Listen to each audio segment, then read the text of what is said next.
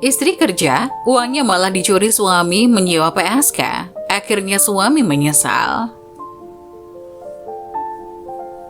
Membangun bahtera rumah tangga yang harmonis dan bahagia merupakan kewajiban bagi setiap pasangan yang telah mengikat tali pernikahan.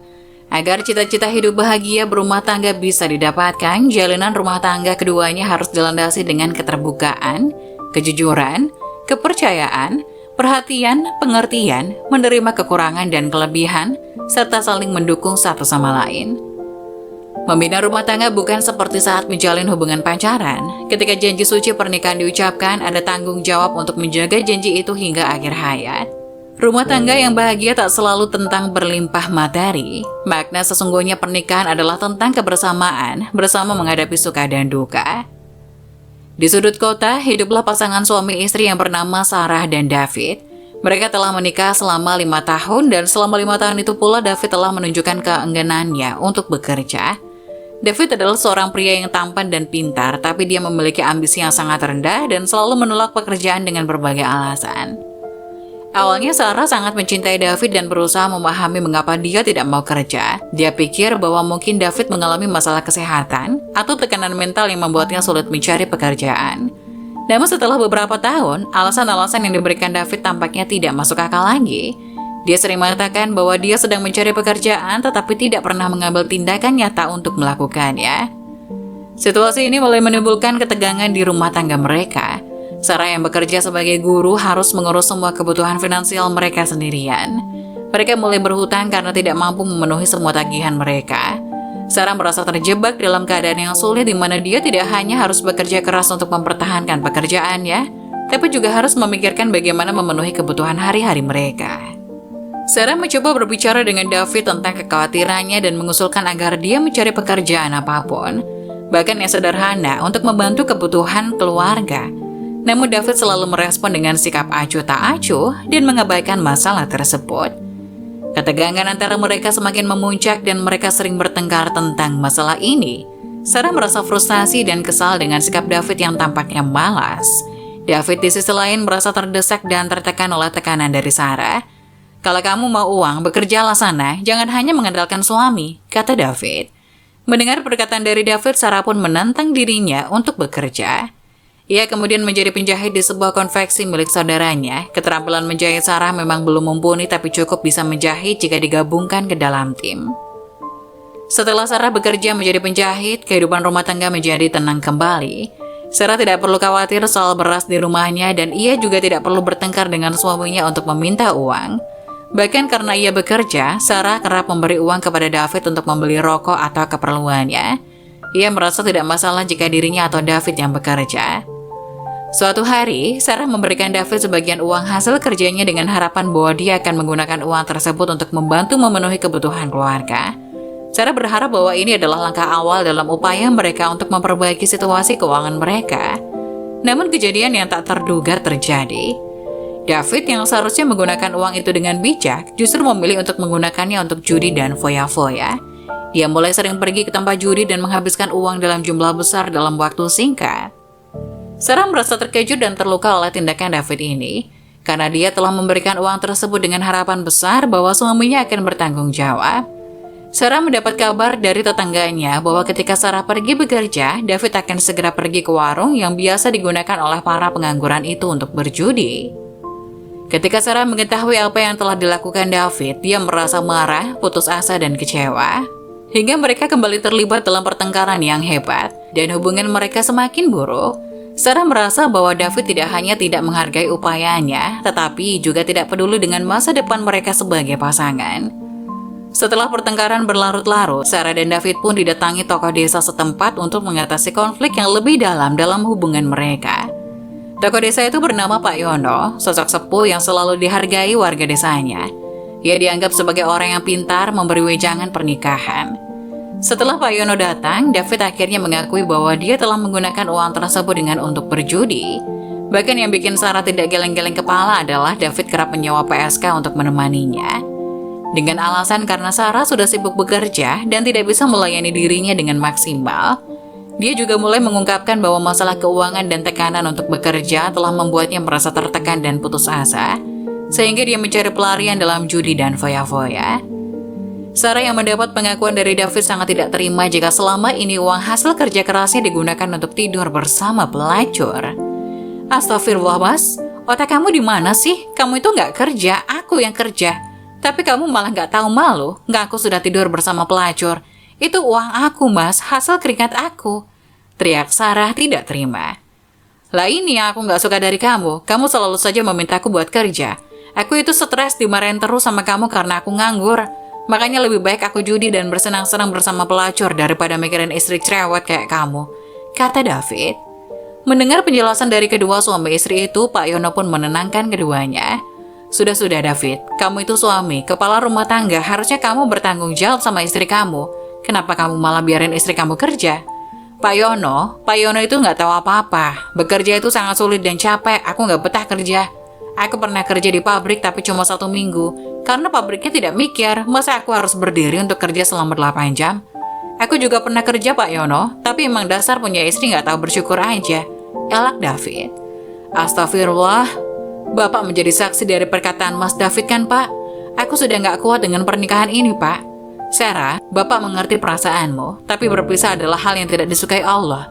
Jika kamu masih bisa sabar, tahanlah, dan doakan semoga suami kamu mendapat hidayah. Akhirnya Pak Yono pun pamit dari rumah Sarah dan David. Sepeninggal Pak Yono, keduanya saling diam dan saling tatap. Dalam situasi seperti ini, Sarah harus mempertimbangkan kembali apa yang terbaik untuk dirinya sendiri dan masa depannya. Meskipun perceraian adalah pilihan yang sulit, itu bisa menjadi langkah yang perlu diambil jika hubungan mereka tidak lagi memberikan kebahagiaan dan kesejahteraan. Di sisi lain, Sarah juga dapat mencoba berbicara dengan David sekali lagi dan mengekspresikan betapa pentingnya perubahan dalam kehidupan mereka.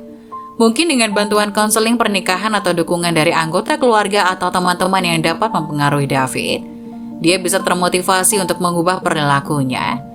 Namun penting untuk diingat bahwa seseorang tidak bisa mengubah orang lain secara paksa. Jika David tetap tidak mau berubah dan tidak bersedia untuk mengambil tanggung jawab dalam rumah tangga dan kehidupan mereka, Sarah perlu memikirkan pilihan yang terbaik untuk dirinya sendiri. Setelah berbagai perdebatan dan kekecewaan yang tak terhitung jumlahnya, Sarah mulai merasa bahwa pernikahannya dengan David sudah tidak memiliki masa depan. Kehidupan mereka yang terus-menerus dihantui oleh masalah finansial, perilaku buruk David, dan konflik berlarut-larut telah menguras emosinya. Dia merasa semakin tertekan dan putus asa setiap hari. Suatu hari, Sarah akhirnya memutuskan untuk mencari pertolongan hukum dan berkonsultasi dengan seorang pengacara perceraian. Dia merasa bahwa satu-satunya jalan yang tersisa adalah mengajukan perceraian agar bisa memulai hidup baru tanpa beban David. Namun ketika dia mengungkapkan niatnya untuk bercerai pada David menolak dengan keras. David merasa malu dan tidak ingin menghadapi rasa malu yang akan muncul jika pernikahan mereka berakhir.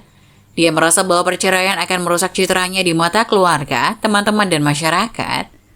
Meskipun David menyadari bahwa hubungan mereka sudah dalam kondisi sulit, dia tetap bertahan demi menjaga image dirinya. Konflik antara Sarah yang ingin bercerai dengan David yang tidak mau bercerai semakin meningkat. Mereka terjebak dalam situasi yang sulit, di mana Sarah merasa bahwa pernikahan mereka telah berakhir, sementara David tidak ingin mengikuti kenyataan tersebut. David dengan nada kesal pun bicara dengan nada tinggi. Sarah, aku capek dengan sikapmu yang selalu berpikir tentang uang dan materi. Mas, bukan itu masalahnya. Kita harus memikirkan masa depan kita dan... Masa depan kita? Sepertinya yang kamu pikirkan hanya tentang uang dan barang-barang mewah, potong David. Kamu tahu betapa beratnya situasi kita sekarang. Aku hanya mencoba memastikan kita bisa memiliki kehidupan yang layak. David pun menggerutu. Tapi aku merasa seperti aku harus terus-terusan bekerja keras hanya untuk memenuhi ekspektasi materialistismu. Mendengar jawaban dari David, Sarah pun menyatakan dengan nada tegas. Ini bukan tentang materialisme, David. Ini tentang kestabilan keuangan kita. Aku tidak ingin hidup dalam hutang terus-menerus. Oh tentu saja, semua tentang hutang yang tak kunjung habis. Kamu terlalu fokus pada uang. David, ini bukan tentang uang semata. Dan utang itu juga bukan semata-mata karena salahku. Itu karena kamu yang gak kerja dan malah sibuk judi. Ini tentang menjadi tanggung jawab sebagai pasangan dan memikirkan masa depan kita bersama. Mungkin aku tidak pernah akan bisa memberikan yang kamu inginkan, kata David. Sarah pun mulai menyerah karena telah berdebat dengan suaminya. Dengan air mata di matanya, ia berkata lemah. Apa yang kamu harapkan dari pernikahan ini, David? Beberapa minggu setelahnya, Sarah telah berjuang untuk menjaga pernikahannya dengan David tetap utuh selama bertahun-tahun. Meskipun menghadapi banyak konflik dan kesulitan, namun semakin lama perasaan ketidakbahagiaan dan ketidakpuasan dalam pernikahan mereka semakin mendalam. Keputusan untuk mengakhiri hubungan mereka menjadi tak terhindarkan. Suatu pagi, setelah melakukan pertimbangan yang mendalam, Sarah memutuskan bahwa dia harus melakukan apa yang terbaik untuk dirinya sendiri dan masa depannya. Dia merasa bahwa dia tidak lagi dapat mengatasi keluarga mereka yang semakin merusak dirinya secara emosional. Sarah telah mencoba segala cara untuk berpikir, memperbaiki hubungan mereka termasuk terapi pernikahan.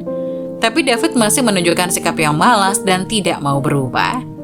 Sarah memutuskan untuk mengajukan permohonan cerai. Dia bicara dengan pengacara dan mempersiapkan semua dokumen yang diperlukan. David terdiam sejenak, menyadari bahwa keputusan Sarah sudah bulat dan tidak bisa diubah. Meskipun ada perasaan kecewa dan kesedihan, dia akhirnya menyetujui keputusan Sarah. Proses perceraian mereka berlangsung dan meskipun sulit, Sarah merasa bahwa dia telah mengambil langkah yang benar untuk memulai kembali hidupnya.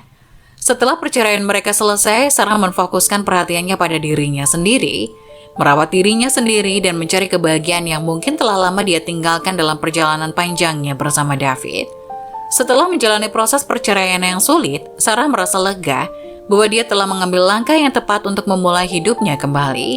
Dia menghabiskan beberapa waktu untuk merenungkan apa yang sebenarnya dia inginkan dalam hidupnya dan berfokus pada pemulihan emosional. Beberapa tahun setelah perceraian, Sarah bertemu dengan seorang pria bernama James. Mereka pertama kali bertemu di sebuah pameran seni di kota mereka. James adalah seorang pematung yang memiliki jiwa seni yang mendalam dan kepribadian yang hangat. Mereka segera mulai bicara tentang minat seni bersama dan koneksi mereka tumbuh lebih kuat setiap kali mereka berinteraksi. James adalah seorang pria yang berbeda dengan David. Dia adalah pria yang bekerja keras, punya ambisi tinggi, dan sangat peduli dengan kesejahteraan Sarah. Mereka mulai berkencan secara resmi setelah beberapa bulan berteman. Sarah mulai merasa bahwa dia telah menemukan seseorang yang benar-benar memahaminya. Hubungan Sarah dan James berkembang dengan indah. Mereka sering melakukan perjalanan bersama, menjelajahi tempat-tempat baru, dan mendukung satu sama lain dalam pencapaian pribadi masing-masing. James mendukung impian seni Sarah dan bahkan sering memberikan inspirasi untuk karyanya. Yang lebih penting, James memberikan Sarah dukungan emosional yang selama ini dia cari. Dia memahami perasaan dan pengalaman yang telah Sarah alami selama pernikahannya dengan David, dan dia selalu ada untuk mendengarkan dan memberikan nasihat yang bijak. Saat waktu berlalu, Sarah merasa bahwa dia telah menemukan pasangan yang lebih baik dari David. Hubungan mereka didasarkan pada kepercayaan, komunikasi yang baik, dan cinta yang sejati. Mereka saling mendukung dan memahami satu sama lain sepenuhnya. Di sisi lain, setelah perceraian dengan Sarah, kehidupan David berangsur-angsur menjadi semakin terburuk. Tanpa dukungan finansial dan emosional dari Sarah, David mulai merasa terisolasi dan tidak mampu mengatasi masalahnya sendiri. Setelah beberapa bulan berlalu, David jatuh sakit. Dia tidak memiliki asuransi kesehatan karena Sarah yang telah mengurus semua itu selama pernikahan mereka. Kondisinya semakin memburuk dan dia akhirnya memutuskan untuk mencari perawatan medis. Setelah pemeriksaan dokter, David didiagnosis dengan penyakit serius yang memerlukan perawatan intensif. Dia tidak lagi bisa bekerja seperti sebelumnya, dan masalah keuangan yang dia alami semakin memburuk. David merasa semakin terpuruk dan putus asa. Dirinya terjerat hutang judi, tapi juga di usianya yang sekarang sudah tidak produktif lagi untuk bekerja di dalam pabrik. Kini David baru sadar bahwa apa yang diucapkan Sarah semuanya benar. Dirinya lah yang sudah menghancurkan kehidupan rumah tangganya. Dirinya yang menjadi penyebab hancurnya masa depan Sarah.